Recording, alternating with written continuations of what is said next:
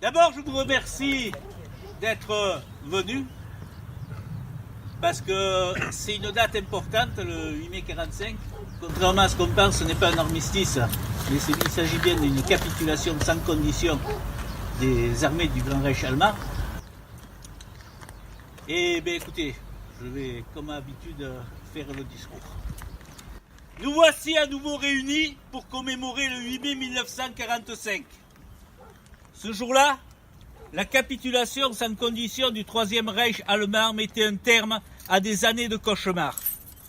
Situation issue de l'arrivée au pouvoir en Allemagne d'un régime totalitaire s'appuyant sur une idéologie mystique basée sur une hiérarchie ethno-identitaire fantasmée.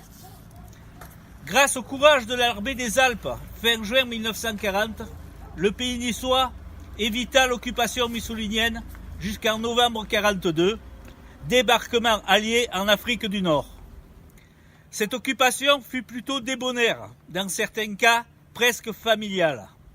Les autorités militaires italiennes n'étaient pas des fanatiques du fascisme. Elles protégèrent les juifs réfugiés sur la côte des exactions des ultras du régime de Vichy. PPF, parti politique, Parti populaire français de Doriot, venu de l'extrême gauche, Action française, antisémitisme maurassien, RNP, Rassemblement national populaire, de Marcel Déat, ex-SFIO. Les événements basculèrent en septembre 1943 à la suite de l'armistice de Badoglio.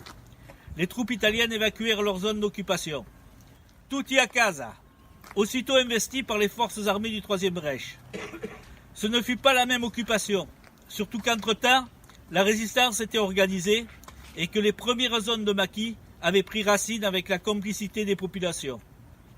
Les rafles contre les Juifs s'intensifièrent, ainsi que la chasse aux dissidents au régime de Vichy, car l'espoir avait changé de camp au fur et à mesure que les défaites du Reich nazi s'accumulaient.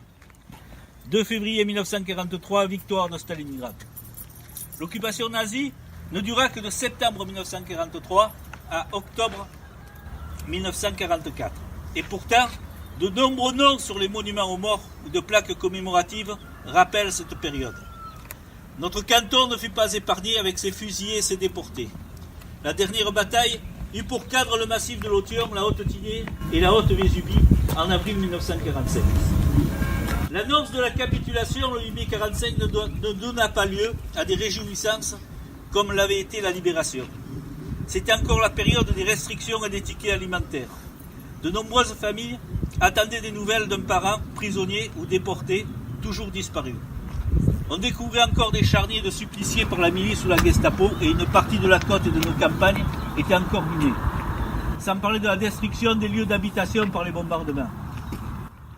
Honneur à tous ceux qui sauvèrent des vies en désobéissant durant cette période aux autorités légales de l'État français. Enfin, veillez jalousement sur la paix, faites en sorte d'éviter le retour au temps de haine et de peur.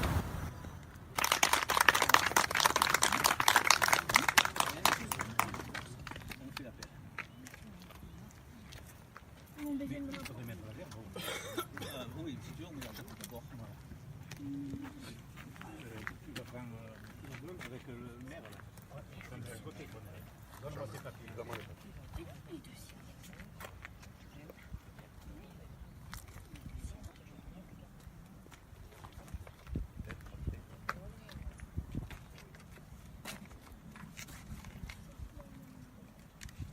Nous allons maintenant rappeler le nom de ceux qui, sur la commune, ont donné leur vie justement à cette grande cause qui fut la résistance.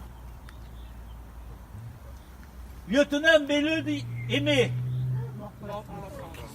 Champoussin Léon, Champoussin Lucien, Charvin Victorin, Coton Lucien, Daon Fortuné, Ricole Honoré, auquel je rajouterai les frères Massira, dont un fut tué au plateau de Dinard. Marseillaise.